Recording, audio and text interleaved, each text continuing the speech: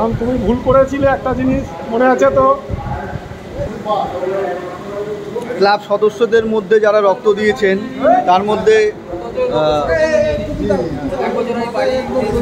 সহ সম্পাদক সঞ্জয় দেবনাথ। আচ্ছা,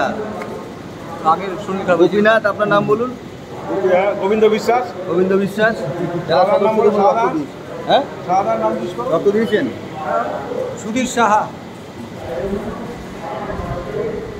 নাম বলো। মনোজ চন্দ্র। কত বছর ধরে রক্ত দিচ্ছেন?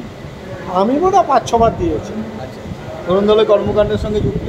হ্যাঁ, পাড়ায় বা সদস্য, ক্লাবের সদস্য এবং এক্সিকিউটিভ মেম্বার এবং অ্যাডভাইজার। কিসের অ্যাডভাইজার?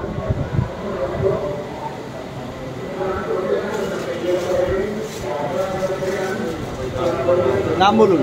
সন্তোষ সিং। কোথা থেকে এসছেন? এই তো পারস। কত বছর ধরে রক্ত দিচ্ছেন? আমি মানে 15-16 বছর।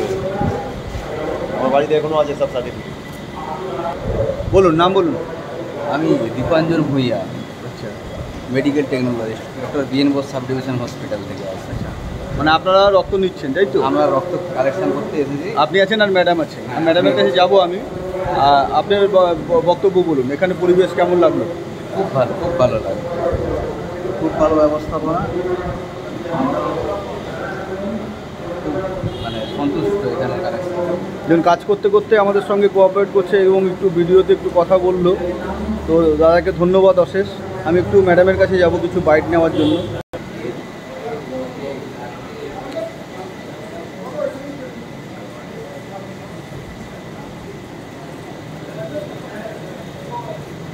ঘরে ঘরে মানুষের কাছে খাবার পৌঁছে দিয়েছিলাম, বাচ্চা শিশুদেরকে দুধ পৌঁছে দিয়েছিলাম। মানুষের সহযোগিতায় শ্যামনগর তরুণ দল সেই উদ্যোগ গ্রহণ করতে পেরেছি। আমরা আশা করি আজকের 2025-এর এই যে গুরুত্বপূর্ণ সময়কালে, এই অত্যন্ত গ্রীষ্ম দাবদাহ যখন দাঁড়িয়ে মানুষ যখন অতিষ্ঠ হয়ে উঠেছে জীবন নির্বাহ করতে, তখন শ্যামনগর তরুণ দলের সদস্যদের ঐকান্তিক প্রচেষ্টার মধ্য দিয়ে তারা রক্তদান শিবির সংগঠিত করেছে। নাম বলুন। ছোটতে বিশ্বাস।